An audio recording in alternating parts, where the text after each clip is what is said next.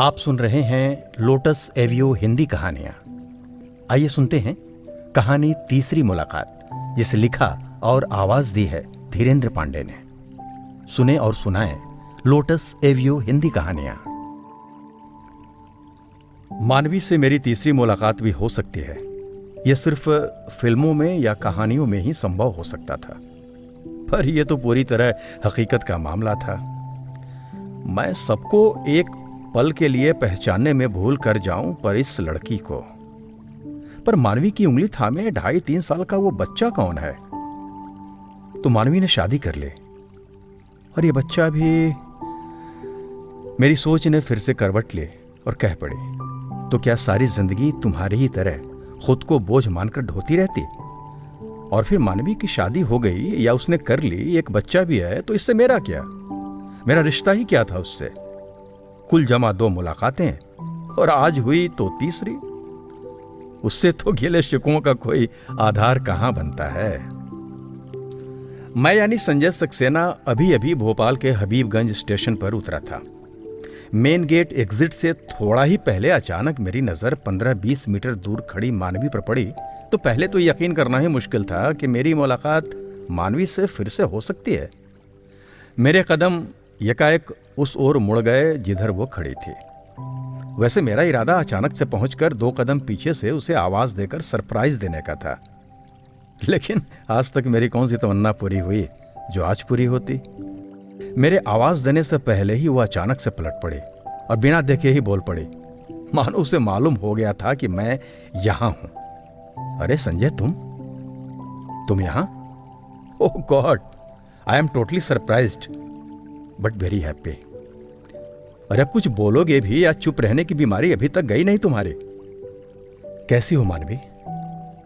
मुझे भी तुम्हें यहां देखकर बहुत खुशी हुई, और तुम्हारा बच्चा भी तुम्हारी तरह बहुत सुंदर है, बहुत क्यूट है। मुबारक हो। जी धन्यवाद संजय सक्सेना जी, ये मेरा ही बच्चा है। मेरा यानी मेरी छोटी बहन का बच्चा। बहन अभी स्टेशन के बाहर गई है कुछ फ्रूट्स और ड्राई फ्रूट्स लेने। मैं ये सोच रहा था कि मेरा पूरा नाम लेने और अंत में जी लगाने का क्या मतलब है, और ये बच्चा इसकी छोटी बहन का है। इससे ये जाहिर होता है कि मानवी ने अब तक शादी नहीं की है। पर क्यों नहीं की? भोपाल से जा रहे हो या फिर आ रहे हो? अभी अभी तो आया हूं, बाहर निकल ही रहा था कि तुम पर नजर पड़ गई। और फिर कब तक रहना है तुम्हें संजय? एक पल के लिए कुछ सोचते हुए मैं अचानक ही कह उठा, तुम भी यदि इसी ट्रेन से अपनी बहन के साथ जा रही हो तो सिर्फ 1 दिन के लिए रुकूंगा, और अगर नहीं जा रही हूं तो? मैं भी अपनी रौ से बाहर नहीं आ पाया था। तो फिर तुम ही डिसाइड कर देना कि मुझे कब तक यहां रुकना है। हमेशा की तरह प्रश्न भरी नजरों से मानवी का गहरी निगाहों से झांकना मुझे अच्छा तो लगा, पर एक अंदेशा भी अंदर अंदर मुझे कचोट रहा था, और वह ये कि कहीं पिछली दोनों बार की तरह इस बार भी, और चौथी मुलाकात तो शायद ईश्वर भी मंजूर ना करें।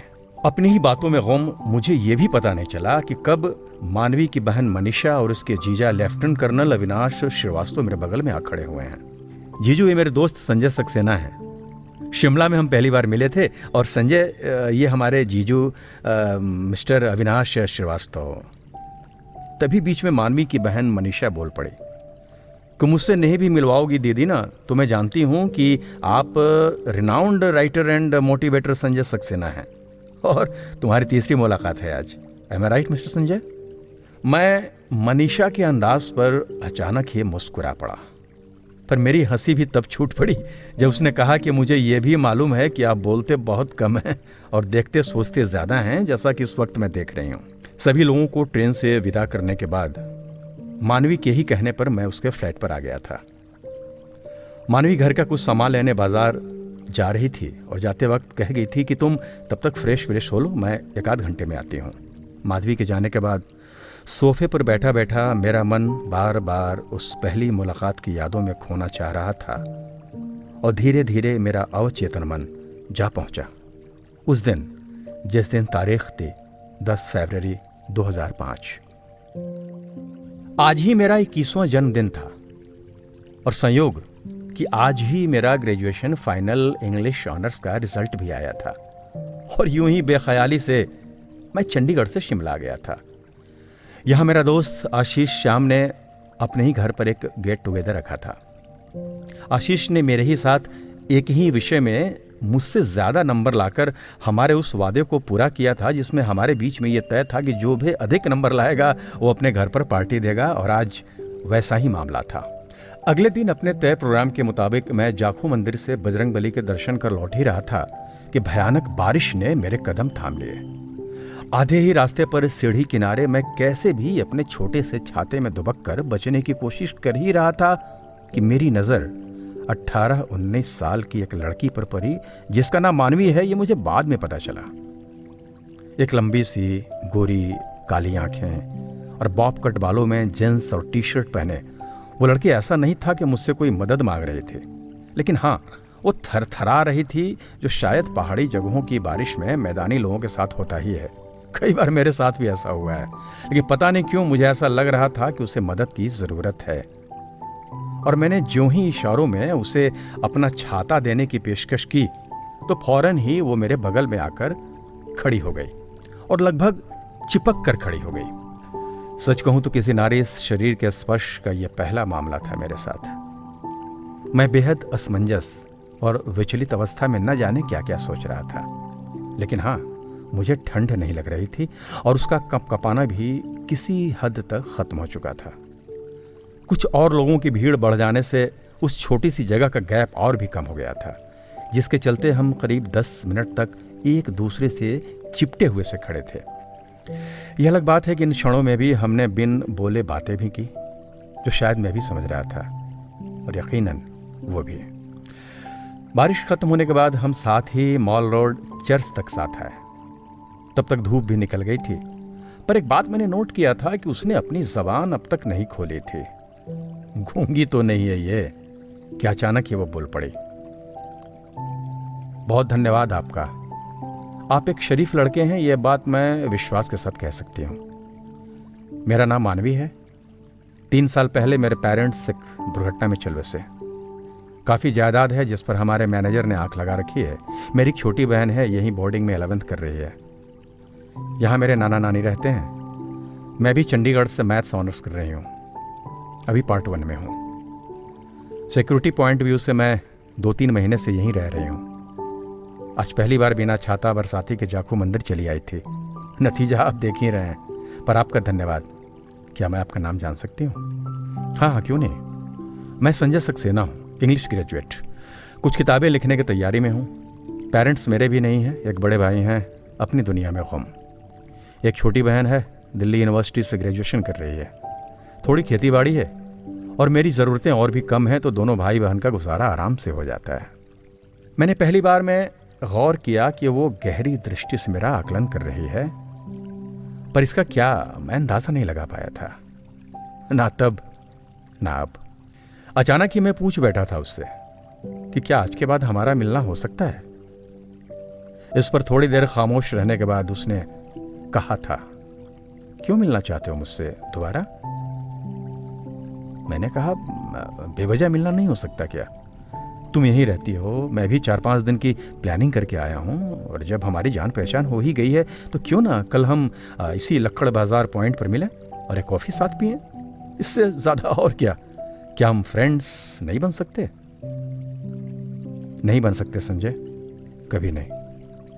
क्यों नहीं बन सकते? एक्चुअली यू नो संजय, मैं अब तक की उम्र में बहुत असुरक्षा देख चुकी हूँ, और दोस्त कोई बन नहीं पाया, या मैं ही नहीं बना पाई। और मुझे सहारे की जैसी ज़रूरत है ना, वो दोस्त नहीं बल्कि कोई और ही पूरी कर सकता है। अच्छा चलो, तुम बनोगे मेरा प्रेमी, माय लवर, और बाद में मेरे हस्बैंड। बोलो बोलो, जल्दी बोलो संजय। अब मैं क्या बोलता, मैं तो हक्का बक्का, हतप्रभ, किंग कर्तव्य विमूढ़, आंसरलेस। मैं तो सिर्फ उसका मुंह ताके जा रहा था। हाँ, यह सच है कि मैं उसे समझने की कोशिश कर रहा था, ये पागल है या कोई बेहद चालाक। नहीं, ये दोनों ही नहीं है। फिर क्या कह रही है वो? 1 घंटे की मुलाकात में हस्बैंड बनाने का ऑफर, ये मामला मेरे सर से ऊपर जा रहा था कि अचानक वो खिलखिलाने लगी, मानो किसी कॉमेडी मूवी का बेहतरीन सीन देख रही हो। पर अचानक ही शांत भी हो गई वो, लेकिन इस बार उसकी आवाज मानो किसी गहरे कुएं से आ रही थी। ये दोस्ती वस्ती, फ्रेंडशिप, सोशल मीडिया बाजी, अब ईमेल, पेपर पर मैसेज, क्या होगा इससे? बोलो संजय, क्या होगा इससे? देखो मानवी, मेरे किसी प्रपोजल के पीछे कोई वजह नहीं थी। सच कहूं तो मैं इतना शातिर अभी नहीं हुआ हूं कि अपनी फ्रेंडशिप की पेशकश के पीछे कोई कारण ढूंढ सकूं। और मुझे यह भी कहां मालूम था कि तुम्हें एक प्रेमी और हस्बैंड की जरूरत है, और मैंने खुद को इस रूप में अभी तक डेवलप नहीं किया है, वरना सीधा आई लव यू क्यों नहीं कहता तुम्हें मैं। खैर चलो, मैंने तुम्हारा दिल तोड़ा है, दुखाया, इसके लिए मी इज एक्सट्रीमली सॉरी। मुझे तुम्हारा ना ईमेल चाहिए, ना मोबाइल नंबर चाहिए। हाँ, एक दुआ है कि जहाँ रहो खुश रहो। तुम एक सुंदर और बहुत अच्छी लड़की हो, याद रखना, ईश्वर तेरी हर मुराद पूरी करेगा। पर मेरी एक बात और भी याद रखना कि मेरी और तुम्हारी एक मुलाकात अभी बाकी है, दूसरी भी और तीसरी भी। और हाँ, तीसरी मुलाकात में तुम खुद मुझे आई लव यू कहोगी और मेरे गले से लग जाओगी, इसे याद रखना। बाबले हो गए तुम? पागल हो गए हो क्या? न नाम, न पता, न नंबर, मिलोगे कहां तुम इतने बड़े जहां में मुझसे? यहां तो दूसरी मुलाकात का ठिकाना नहीं है, और मैं तीसरी तुमसे उसमें भी आई लव यू कहोगी। How funny you are, very funny. इतना कहकर मानवी ने फिर से एक गहरी नजर डाली थी मुझ पर। पता नहीं क्यों इन नजरों में मुझे एक और मुलाकात की आहट सुनाई दे रही थी। और हाँ, चलते चलते मैंने जब ये पूछा कि चंडीगढ़ के किस कॉलेज में हो, तो कुछ देर रुककर उसने जवाब दिया था, खालसा कॉलेज। अचानक ही डोरबेल बजी तो अतीत की दुनिया से मैं बाहर आया। दरवाज़ा खुला तो केबल वाला था और मानवी को खोज रहा था। मैंने बताया कि मैं गेस्ट हूँ और वो 1 आध घंटे में आएंगी, तो वो चला गया। और मैं एक बार फिर से अपने माजी यानी पुरानी दुनिया में लौट आया था, जब मेरी मानवी से दूसरी मुलाकात हुई थी। इस घटना के 7 वर्ष बीत चुके थे। 2012 की बात है।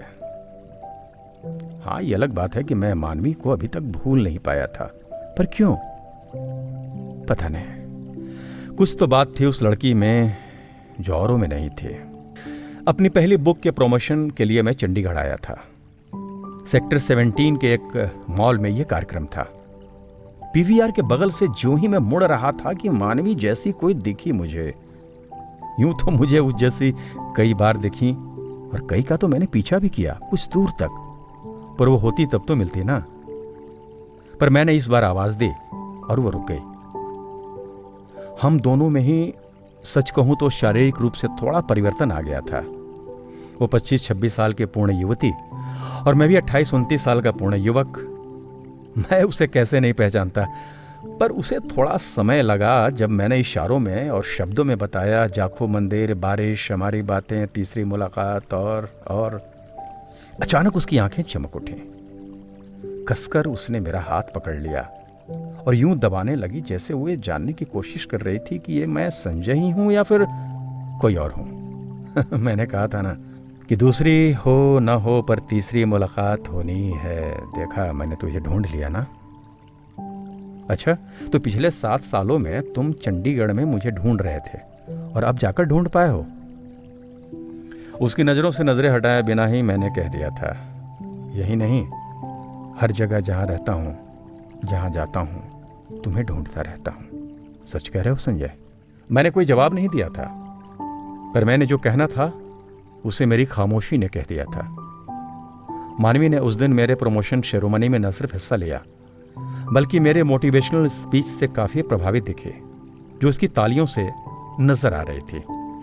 यह अलग बात है कि मेरा स्पीच भी प्यार, सार्थकता और विश्वास के इर्द गिर्द ही था, जिसमें मैं जानबूझकर कुछ ऐसे प्रसंग डाल रहा था जिसका आशय सिर्फ मानवी ही समझ सकती थी, और शायद वो समझ भी रही थी। कार्यक्रम के बाद हमने साथ में खाना खाते खाते उसका नंबर जानना चाहा, तो मेरा नंबर तो उसने ले लिया, पर अपना नहीं दिया।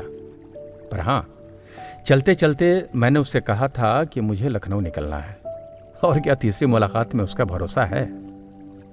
इस बार वो ज्यादा समय तक चुप रहे, पर इतना कहा, तुम्हारा कार्ड है ना मेरे पास। बस के गेट पर खड़े खड़े मैंने जब उससे ये कहा कि मानवी, तुम्हारा दोस्त नहीं बन पाया, प्रेमी भी नहीं बन पाया, पर क्या मैं पति के लायक हूं? मेरे प्रश्न का जवाब तो उसने नहीं दिया। पर जब मुझे धकेलते हुए बस के अंदर कर रही थी तो मैं नहीं समझ पाया था कि वो मुझे बस पे चढ़ने के लिए कह रही है या फिर न जाने के लिए। बस के चल पड़ने पर उसने कहा था, हमारी तीसरी मुलाकात जरूर होगी संजय, जरूर, और तब मैं अपने फैसले पर बात करूंगी। अगर कर सको तो कर लेना मेरा इंतजार, वरना अपना ख्याल रखना संजय। 3 साल बीत गए। अचानक जून 2015 की दोपहर को मानवी का मेल मिला। लिखा था कि मैं ठीक हूँ, छोटी बहन की शादी अभी अभी संपन्न हुई है, जमीन जायदाद का मामला भी पूरी तरह से सॉल्व हो चुका है और मेरा Madhya Pradesh public service commission में सिलेक्शन हो चुका है, जल्द ही ज्वाइनिंग हो सकती है। उसने ये भी लिखा था कि उसने मेरी किताब द इमोर्टल लव पढ़ी है और अब वो मेरी बहुत बड़ी प्रशंसिका भी है। मैंने अपने जवाब में उसे धन्यवाद कहा, लेकिन पता नहीं क्यों मुझे तीसरी मुलाकात की कोई सूरत लग नहीं रही थी।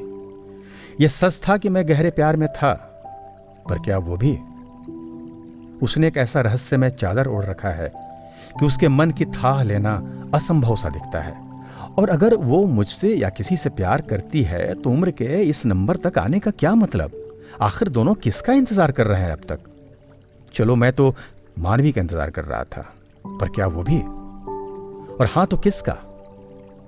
मेरा या किसी और का? क्या मुझे भी किसी निष्कर्ष पर पहुंचने की जरूरत आ गई है और मानवी से फाइनल बात करने की घड़ी आ गई है? अंत में मैं भी इसी निर्णय पर पहुंचा कि आज बात करके ही रहूंगा, और तभी फिर से डोर बेल बज पड़ी। इस बार मानवी थी, हाथ में सामान के कई थैले लिए हुए। अब मेरी मदद करोगे भी या यूं ही घूरते रहोगे मुझे? अरे नहीं मानवी, मदद भी करूंगा और साथ बोझ भी उठाऊंगा। तुम चाहो तो पहले। मानवी ने कुछ नहीं कहा, चुपचाप अपने कमरे में चली गई। आधा घंटा बीत गया।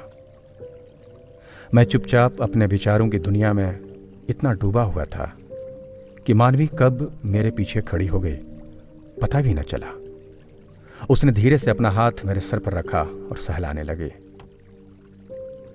अचानक सहलाते सहलाते उसने पीछे से अपनी दोनों हाथें मेरे गले में डाल दिया। अचानक सहलाते सहलाते उसने पीछे से अपनी दोनों हाथों को मेरे गले में डाल दिया और धीरे धीरे सिसकने लगी। पता नहीं क्यों मैंने भी उसे रोने से नहीं रोका।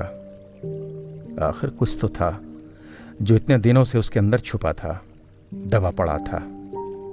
कुछ तो मैं समझ भी रहा था और कुछ नहीं भी, पर हाँ इतना जरूर समझ रहा था कि विश्वास के स्तर पर इसे कोई गहरी ठेस लगी है जिसने इसे एकदम से रहस्यमय बना रखा है। वरना ये तो वो लड़की है जिसका मैंने 13 साल तक इंतजार किया है, ये जानते हुए भी कि मेरा इंतजार पूरा नहीं हो सकता। फिर भी किया, इंतजार किया। अचानक ही न जाने क्या हुआ कि वो आगे से आकर उसने मुझे कस कर पकड़ लिया, बिल्कुल एक बच्चे की तरह जो अपनी मां से डरकर चिपक जाता है। वैसे ही मानवी ने संजय को चिपकाकर धीरे से कान में कहा था, आई love you Sanjay, I really love you Sanjay, I really love you so much. मैंने भी एक पल के लिए उसे अलग किया, उसकी आंखों में कुछ पढ़ने की कोशिश की, फिर उसकी पेशानी पर एक गहरी सी चुम्बन ले और कहा बैठा था, इतनी देर क्यों लगा दी कहने में मानवी? क्या दूसरी मुलाकात में नहीं कह सकती थी? पर मानवी क्या कहती? वो तो एक मासूम बच्चे की तरह खुद को संजय के हवाले कर मानो निश्चिंत हो गई थी, हमेशा हमेशा के लिए। आप सुन रहे थे कहानी तीसरी मुलाकात, जिसे लिखा है धीरेन्द्र पांडे ने और आवाज थी धीरेन्द्र पांडे की। ऐसी ही कहानियां सुनने के लिए सब्सक्राइब कीजिए लोटस एवियो हिंदी कहानियां।